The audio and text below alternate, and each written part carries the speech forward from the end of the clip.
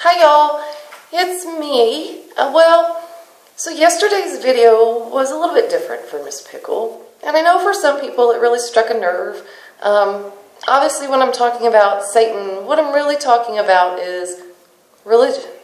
And I understand that, and that's actually specifically what I want to talk about.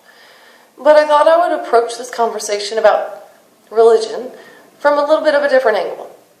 A lot of people, when they talk about religion, they approach it from talking about God. Does God exist, and what God, and which religion, and what's true and what's not? Well, I thought maybe we could approach it from a bit of a different angle. See if we can come to some different conclusions about what is real and what is not real, and what we should do and what we should not do, based on whether or not the most evil character in the religions is actually true. Because, let's be honest, if we say, if you're a Christian and you say, well, you know what, maybe Satan doesn't exist. Well, then what does that say about the rest of Christianity? I get that. Or if it's another supernatural, super powerful, super evil entity from a different religion, if through this conversation, through this experiment, you at least start to consider the fact that maybe that evil entity doesn't exist and is fiction, like Zeus, well, then maybe you'll have to question some other stuff about your religion. I get that. And that's part of why I'm making this series. I think religion in general is dangerous. And a lot of people would agree with that. But specifically, I want to tackle this concept of a super evil, supernatural, super powerful entity. I think the entire reason the church, any church, created that particular type of character is to instill fear in us so that they would have control over us and our lives and our behaviors. And it's worked beautifully in all sorts of ways. You know, there are some people who, in their lives at some point, they made a mistake, took a wrong turn, made a bad choice. And then somebody came along, and it could have been anybody. I mean, maybe they went to church and made a confession about this wrong choice, and then somebody affiliated with their church used that confession against them and the concept of Satan and said, well, you know, you have terribly, terribly sinned and you don't want to burn in hell. Because that's part of the Satan, devil stuff, right? Eternity in hell, potentially. Well, you don't want that to happen to you, do you? So you must do these things. And they use Satan to get you to do things that may not even be good. And it can be very confusing for people. Or some people may think that they've made so many mistakes they've already sold their soul to the devil. And no point making changes now, it's too late. Maybe they're already sucked in, they're already stuck. Well, first of all, let me clarify something. You can't sell your soul. Did you know that? I mean, you know, a lot of people say you can, but again, we need to get rid of what do people say and start thinking for ourselves. You can't sell your soul. You don't own your soul. You have a creator. There is a source of all things.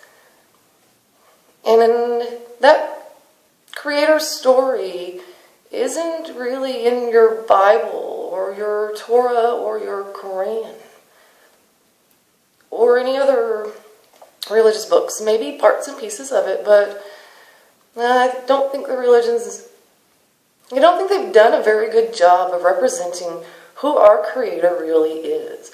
But even those of us who've managed to step back from religion can still get stuck in the stories. You may still think, well, I'm not religious, but there is probably a very evil, super powerful entity. Well, is there? I mean, even if you've stepped back from the religion, are you still stuck in some of the stories? And I guess that's a part of why I started this series too. I've never been a religious person. I had a couple of brief phases, I mean very brief, like hours and days brief, but I've never been a religious person. But when I was confronted with the possibility that maybe there is a Satan, well, it scared the crap out of me. It changed my behavior, it changed my thought patterns. One of the things that it did that I found particularly dangerous was it let me let go of some responsibility from my choices. You know, when I did something or when something bad happened, I could just say, oh, that was Satan. Oh, you know, I burned my toast. Well, it wasn't because I got distracted doing other stuff. That was Satan, right? Or, you know, if something bad happened, I would just automatically think, well, I must have caused that. I must be, you know, the whole... Everything gets wrapped up into this belief of some larger-than-life entity that is responsible for both our actions and choices and just the bad stuff that happens to us. So when we believe in this entity, we let go of our power and our responsibility. So, for example, if temptation is a problem for you, if you're tempted by sex or drugs or loud music, I mean, who knows, right? Just consider eardrums. That's my point on that one. But let's say you're tempted by something and you believe in this evil super entity. Well, you're just a human being. How are you going to possibly overcome that evil, super powerful entity who's waving the temptation around in front of you? Well, you can't possibly. So, well, maybe there goes an excuse. There's an excuse. There goes some responsibility for your actions and your behaviors. I just think there are so many reasons why the belief in the character of this evil entity is dangerous. But the evil entity isn't dangerous at all because they don't exist. And that's why I'm doing this experiment, to show you.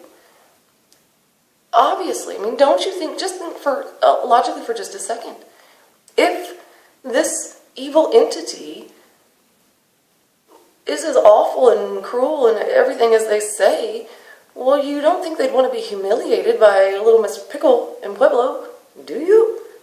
I mean, wouldn't it be humiliating to, imagine, you're this evil person out there, evil character, and here's this little woman in Colorado saying, you don't exist, I ain't scared of you, F ya. Are you telling me that evil character is not going to get just a little bit ticked and want to do something about it? But then some of you in your comments said, well, no, because Satan's biggest thing is getting people to believe that he doesn't even exist. Okay, well, that's some weird logic, don't you think? I mean, think about that for a minute.